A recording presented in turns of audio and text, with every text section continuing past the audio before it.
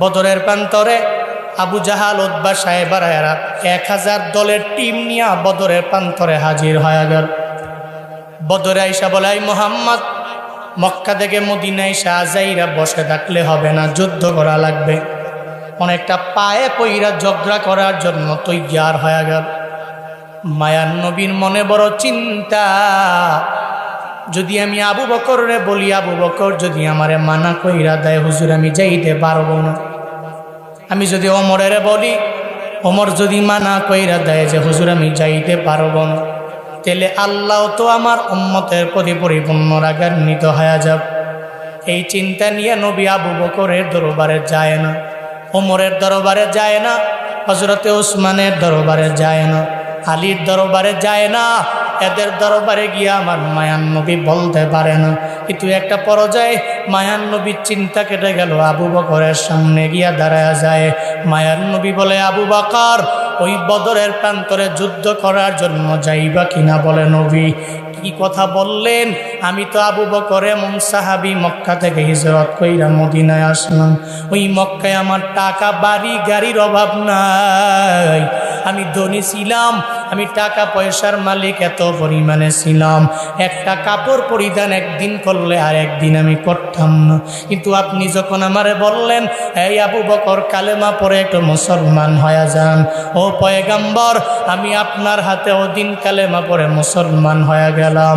ও পয়গাম্বর আমার, মক্কা থেকে হিজরত করে আপনি মদিনায় যাবেন। আমি আবু বকররে বললেন, হ্যাঁ আবু বকর, মদিনায় যাওয়া লাগবে। আমার চিন্তা চলে আসলো, মায়া নবী কোন সময় দরওয়াজায় ডাক দেয়, আমি ওই সময় থেকে আপনার জন্য ঘরের মধ্যে অপেক্ষায় রইলাম। কোন সময় দরওয়াজার সামনে আমার মায়ার নবী এসে আমার জোরে একটা ডাক দিয়া দিবে। 2 বার ডাক দিলে মায়ার নবীর মনের মধ্যে কষ্ট হয়ে যাবে। এই চিন্তা নিয়ে আমি ঘুমাই নাই।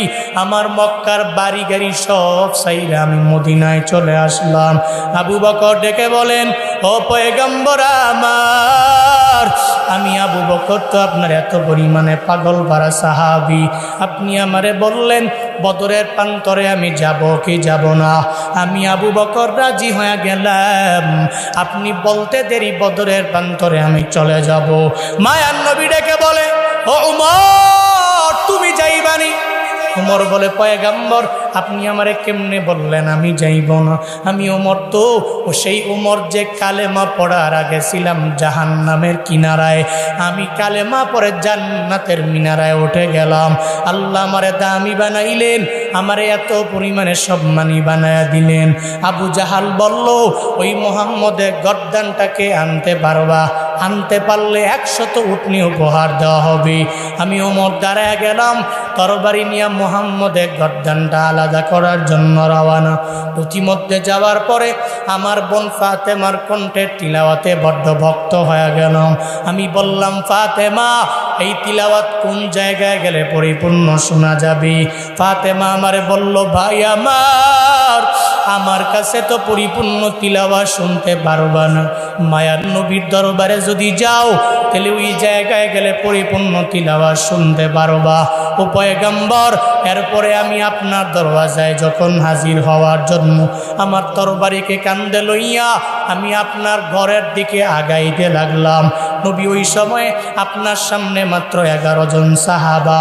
11 জন সাহাবা যখন শুনতে পারল ওমর নবীর দরবারে আসে, নবীর দেহ থেকে গর্দানটাকে আলাদা করে দেওয়ার জন্য দৌড়ায়।